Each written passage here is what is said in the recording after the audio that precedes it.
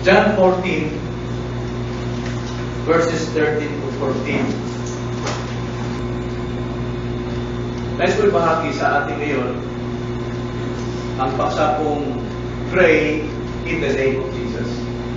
Manalangin sa pangalan ng Panginoon. Verse 13, focus natin. Ang sabi, at anumang hihingin niyo sa aking pangalan ay aking gagawin upang ang Ama ay maluwalhati sa Anak. Tayo humingi sa Ama ayon sa pangalan ng Panginoon. Muli, hingin natin ang kanyang tulong.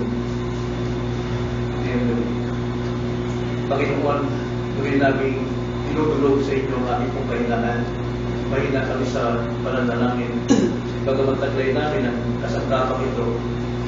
Ngunit Lord, naagal kami nito tumal ang aming pong mga dependency. Nawan, tuloy sa amin ang kaalagaan ng pananalangin ayon sa pangalan ng Panginoon Jesus. Kami dalangin sa pangalan ng Panginoon Jesus. Amen. Nung marami nagsasabing may magical power ang prayer, yan ang ating narinig palagi. E tulad sa paniniwala ng mga bata ngayong Pasko na kapag sila'y nagsabit ng medyas o magandang medyas sa hating gabi ng Christmas, eh makakatanggap din sila ng magagandang regalo. Alam natin, ayon sa tradisyon, na hindi nababatay sa ganda ng medyas na sinasabit ang matatanggap na regalo, kundi ayon sa kalooban ni Santa Claus. Ayon sa kalooban ni Santa Claus. Ngunit kung ang tatay ninyo ang siyang inyong Santa Claus, alam ng tatay ninyo kung anong kailangan ninyo na regalo. Halos ganito ang paniniwala sa iba, ng iba para sa panalangin.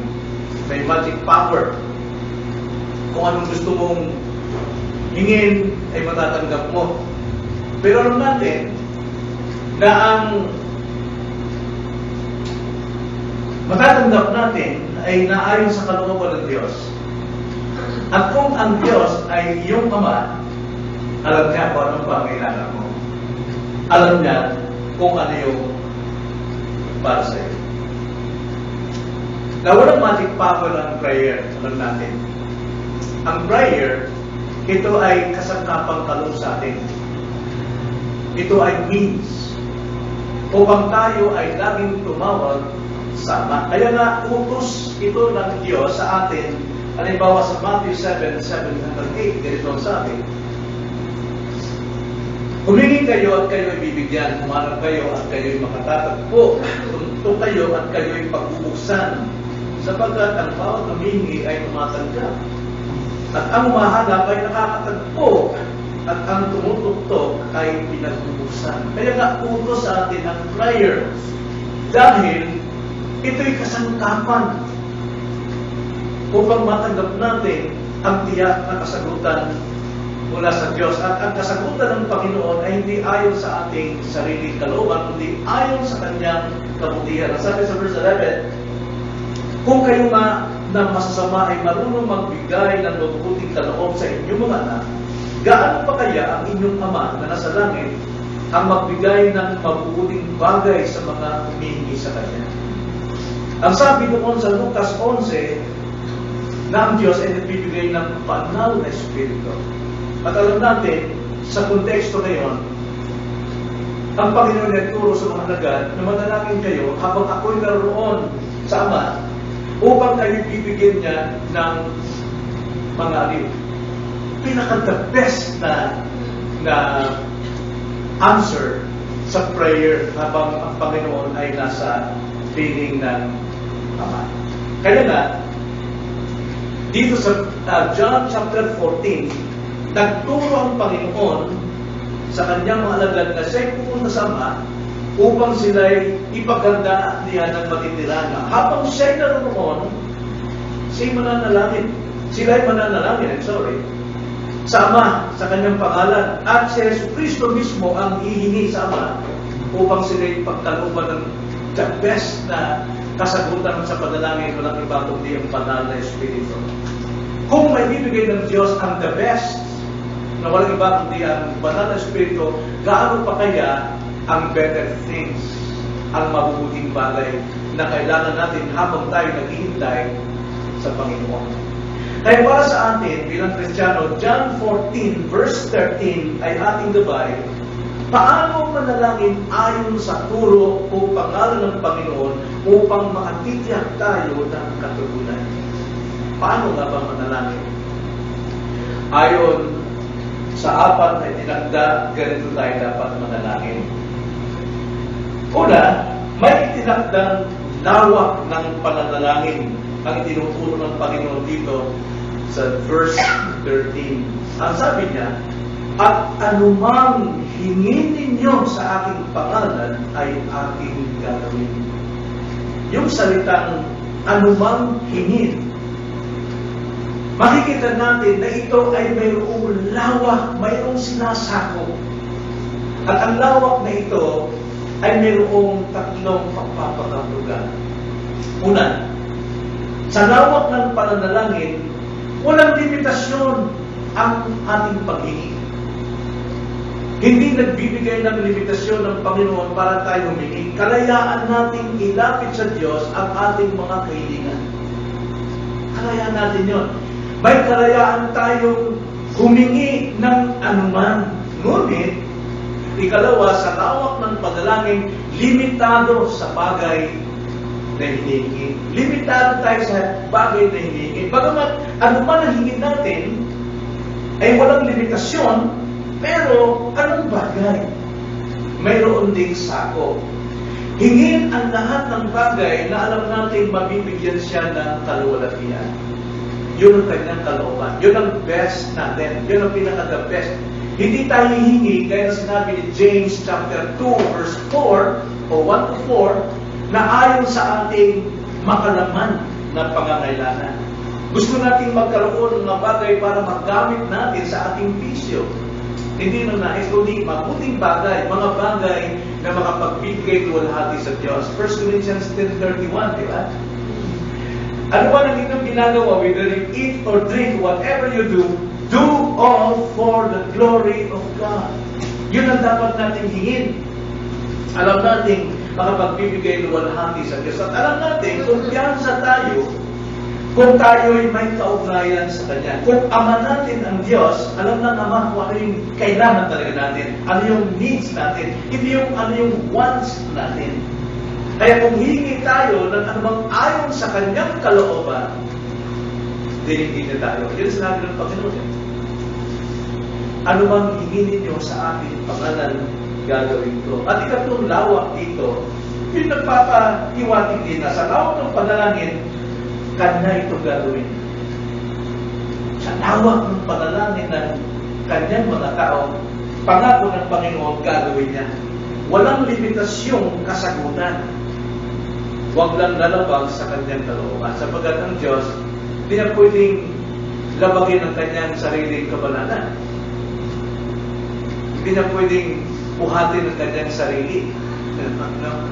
Kaya sabi kasi ng marami na walang imposible sa Diyos, pati sarili niya pwede niyo buhatin. Hindi niya gagawin ito. Ayaw niya manumok ng mga tao, kundi kung ano yung kalooban niya, yun ang kanyang ipagkakalo. Kaya hingin sa Diyos ang mga imposible siya lamang makakagawa at asahan natin ang kanyang kasagutan. Ano ba yung mga imposibleng bagay na dapat natin hingin sa Diyos na siya lamang ang makakagawa? Kaligtasan ng ating mga masabuhay. Yun ang Diyos lang makakagawa dyan. At yun ang kailangan natin hingin. Walang limitasyon ng Diyos dyan. Hingin natin ang kapatawaran. Tanging Diyos lang makapagbibigay din. Hingin natin ma-convert yung ating mga anak, ating mga masabuhay, maligtas sila, sila'y malayo sa kapamakan sa impyerno. Imposible yan sa tao. Pero yun ang kailangan natin hingin sa Diyos na nakagawa ng imposible. At asahan natin ang kanyang kasagutan. Gagawin ko ang sabi ng Panginoon. So yung una, mayroong itinakdang lawak ang panalangin. Kahit ang sinabi ng Panginoon. Hindi kalawa, may itinakdang autoridad sa panalangin. Again, sabi, at anumang hingin ninyo sa aking pangalan, ay aking gagawin. Isa lamang ang ating karapatan o authority, kundi ang pangalan lamang ng Panginoon. So, ano po ibig sabihin dito? Pag sinabing manalangin tayo ayon sa kanyang pangalan in Jesus' name, ito yung nagpapakita sa atin din ng tatlong bagay. Una, panalangin in Jesus' name, ito ay gift na privilege. Ito isang pribilehiyong kaloob sa atin. Kaya ngayon na sinabi ni Paul sa konteksto na kung manalangin tayo in Jesus' name, 1 Thessalonians chapter 5 verse 18, huwag tayong tumigil sa kakapanalangin. Dahil alam natin, sa konteksto na kung tayo may kaugnayan sa Diyos, alam natin tayo mananalangin sa otoridad ng ating Panginoon. Hindi sasagutin ng Diyos ang anumang panalangin nang walang authority sa kanyang pangalan. Diba yung authority, diba, gusto mong magmuntang kila Alindor, wala ka namang credit line doon. So para makapangutang ka, para makabili ka ng soft drinks sa tinapay, nagugutom ka, gagamitin mo pangalan ni Mama. Pwede pang bigyan mo ko ng tinapay tsaka soft drinks, ilista mo na lang sa pangalan ni Beth. Diba? Ganon din sa atin. Tayo ay lalapit sa Ama in Jesus' name. Dahil ikaw ay mayroong kaugnayan kay Kristo. Yun ang privilege. Ikalawa, ang panalangin ay isang kaloob din ng kakayanan. Ito ay kakayanan. Alam natin, wala tayong kakayanan manalangin sa totoong Diyos at sa totoong panalangin. Dahil ang panalangin kaloob sa atin is a gift.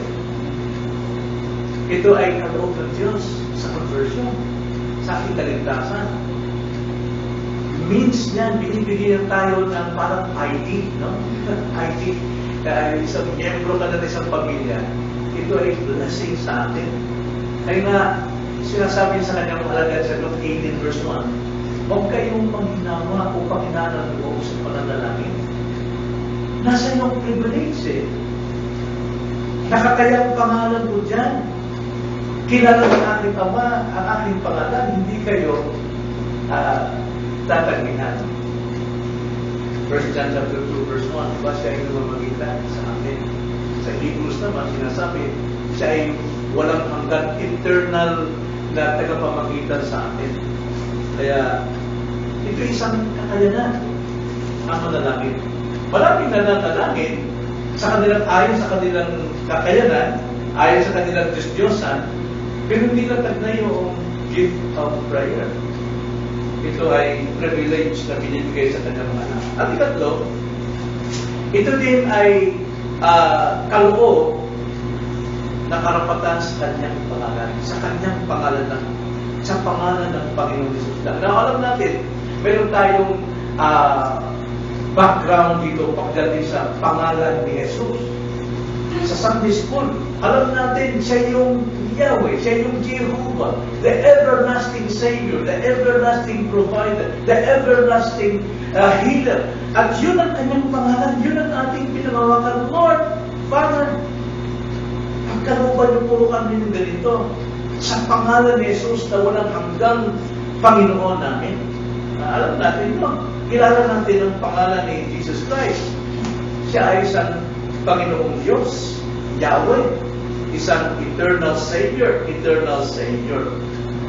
Kaya na, para napapalataya natin sa panalangin na siya yung ating Panginoon, He never changed. Immutable ang ating Panginoon, hindi maaaring magbago. Hindi niya maaaring sabihin sa iyo, ay hindi kita kilala ngayon.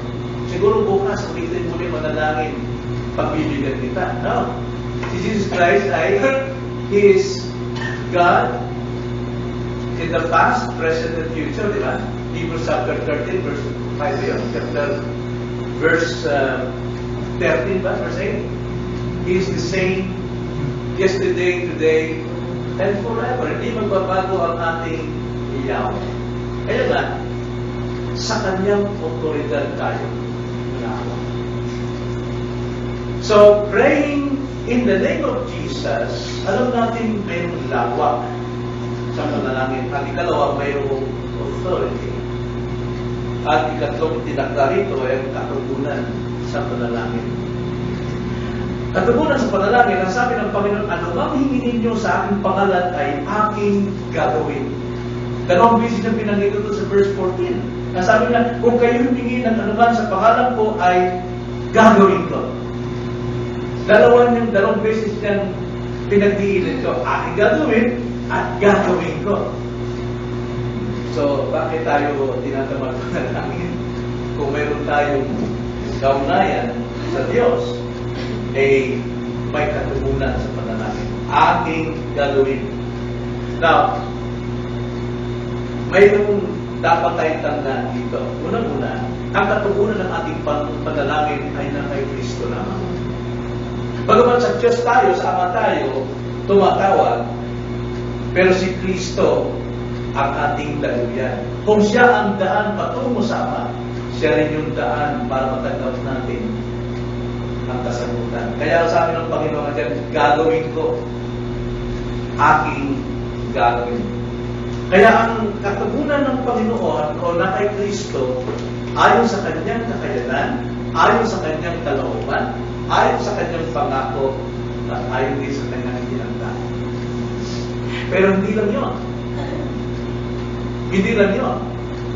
Pag sinabing katugunan sa panalangin, bagamat sa Panginoong Hesus natin matatanggap ang katugunan, pero hindi pa natin ito matatanggap kung hindi tayo tumalima. Kaya nga, dalawa ito, yung katumban, di pwedeng hiwalayin. Ang katugunan ay na kay Kristo. Ikalawa, ang katugunan ay nakabatay sa ating pagtalima, sa ating obedience. Tingnan nyo, sabi sa Matthew 7, ang mga verb doon, pagdiwa. Panay kuman ito eh. Anong kuman yun? Tatlong kuman. Sa Matthew 7. Ask, seek, and knock. Tatlong verb ito eh. Utos ito.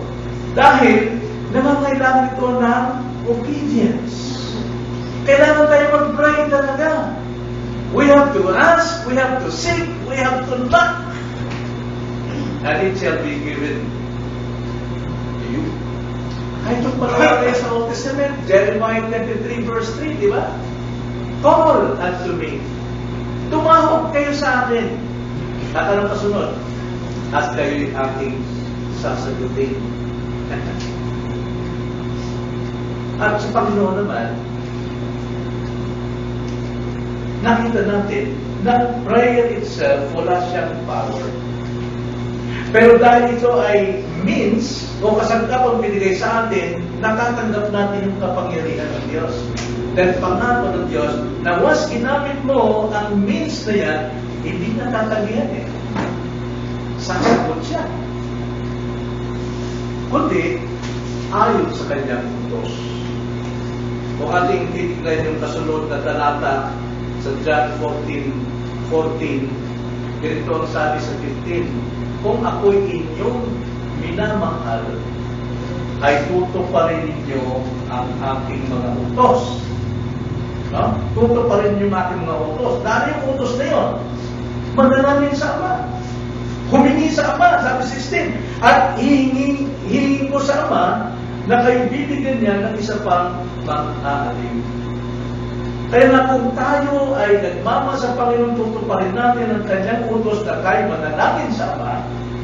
Sabi naman, ang Panginoon, hihingi naman niya sa Ama na bibigyan niya tayo ng ating kasagutan. Kasagutan ng Holy Spirit dito, the best. Pero ang sabi roon sa Matthew chapter 7, verse 7 hanggang 11, sa 11, the good things. Kasama ang mga good things.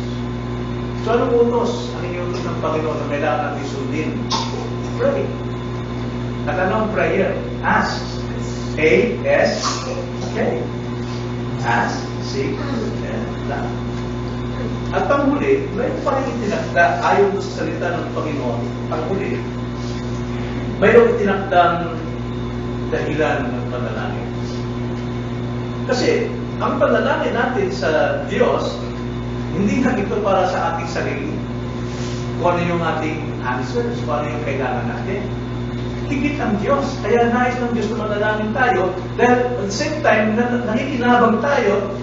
At the same time din naman, ano ang sabi sa verse 13? Again, At anumang hingi ninyo sa aking pangalan ay aking gagawin upang ang Ama ay maluwalhati sa anak. See, whenever we pray, we glorify God in Jesus' name. Ngayon, kung hindi tayo nanalangin, hindi natin naluwalhati ang Diyos. Upang ang Ama ay maluwalhati sa anak. Now, isa-isahin natin itong mga kapatid. Yung salitang upang ang Ama ay maluwalhati sa anak. Unahin natin yung salitang upang. Bigyan natin ng emphasis yung upang. Ano ibig sabihin ng upang dito? Upang ang Ama ay maluwalhati sa anak. Malaking dahilan yan. Katulad sa atin, kapag tayo ay mayroong ginagawang bagay, alam natin mayroong dahilan. Halimbawa, Toy, bibigay ko 1,000 sa iyo upang mayroong dahilan, di ba? Itong dahilan ko upang, ang sabi niyan, ang Ama ay maluwalhati sa anak. Dahil kadalasan, kapag tayo ay tumanggap na ng pagpapala, nawawala na sa picture ang Ama. At ang ating naluluwalhati ay ang mga tao ginagamit ng Ama. O di kaya, ang mga bagay na tinanggap natin, nag-i-enjoy tayo at nakakalimutan natin kung saan nagmula ang kasagutan ngayon na ating panalangin.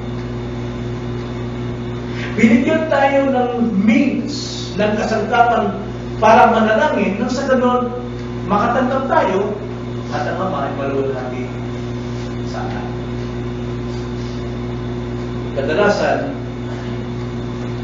ang ating naluwalhati ay mga pagpapala, pero hindi ang nagpala.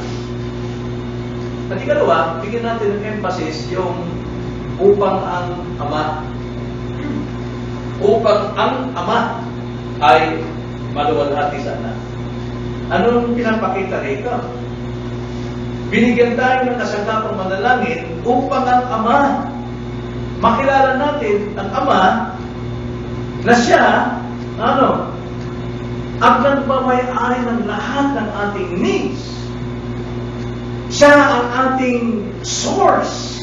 Siya yung nagtatago o nagkikip ng ating mga needs, ating pangailangan. Ang Ama ang itinuturo ng Panginoon na dapat nating lapitan, hingan at pasasalamatan.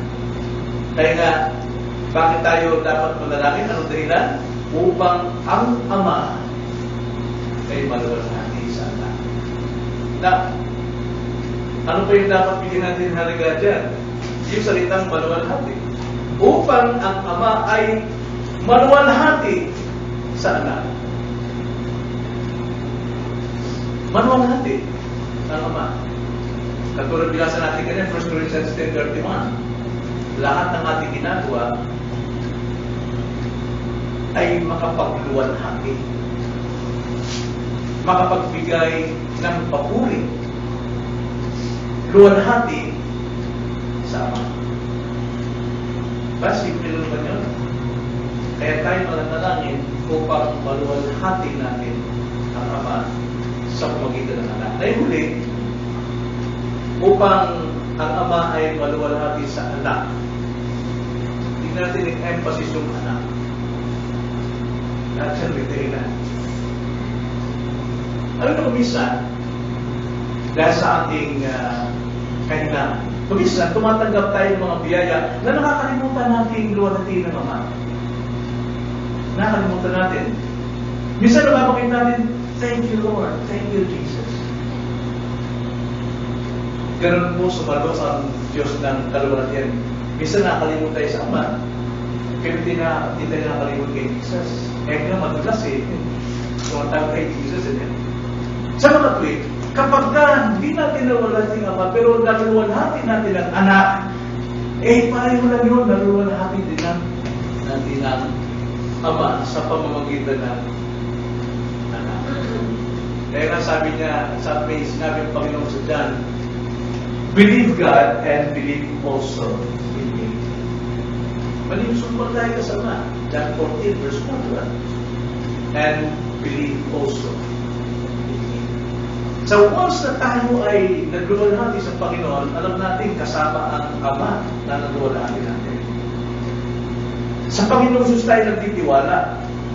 At siyang batayan ang lahat ng luwalhati sa Ama. Tingnan niyo ang sabi, like for example, John 14:23-24 sa ating chapter nito. Sabi sa 23, sumagot si Jesus sa kanya, kung ang isang tao ay nagmamahal sa akin, ay kanyang tutuparin ang aking salita at siya'y mamahalin ng aking Ama. Kita niyo? Nakita niyo ba ron? Na kapag sinusunod natin si Jesus Christ, actually, naranasan natin ang pagmamahal ng Ama. At kami lalapit sa Kanya at kami gagawa ng tahanan kasama niya. 24, ang hindi nagmamahal sa akin ay hindi tumutupad ang ating mga salita at ang salitang inyong narinig ay hindi akin, kundi sa Amang nagsugo sa atin. Yan ang pakahalaga po yun. Kaya tayo pinapanalangin ng Diyos o kaya tayo binigyan ng kasangkapang makapanalangin sa Diyos upang ang Ama ay maluwalhati sa Anak. So, ano po yung pinapakita rito sa kalagahan ng prayer in the name of Jesus? Una-una, pinapakita rito kalagahan ng prayer. Involved dito ang Father and Son. Involved dito ang Holy Spirit. Involved dito ang good things. Pero kung nag-pray tayo, hindi ayon sa kalooban ng Diyos, hindi ayon sa good things na ihanda ng Diyos sa langit, alam natin, hindi tayo matatanggap. Kung makatanggap man tayo, hinayaan ng Panginoon upang tayo magsak. Doctrines of Providence, nang sa ganoon magising tayo na kung hindi sa kalooban ng Diyos, hindi daw tayo. Tayo ay masasaktan, tayo ay malilitapan. Ikalawa ay pinapakita rito ang tamang batayan ng panalangin. Ang tamang batayan ng panalangin in Jesus' name, mayroong 4, di ba? Dapat naroon tayo sa lawak ng panalangin. Yung lawak ng panalangin, limitado ito sa uri ng ating pinapanalangin. At hindi lang yun, sinong kaninang authority tayo tumatawag? Kailan natin na tanong sa pangalan lamang ng Panginoon. At ang katugunan din, ayon din sa ating Panginoon at sa ating obedience. Dapat mayroon tayong pagtalima. At, higit sa lahat, kaya tayo nananalangin para tayo makatanggap at the same time, para maluwalhati ang Ama. So, tama ba ang inyong kahilingan sa panalangin? Kaninong karapatan o otoridad ibabatay ang ating panalangin? Ito ba'y naayon sa pangako ng Diyos? Nawa. At itiyak pa natin sa lahat ng good things na ating tinatanggap ay naluluwag natin sa Diyos. Tayo manalangin. Panginoon, salamat po sa gabi dito.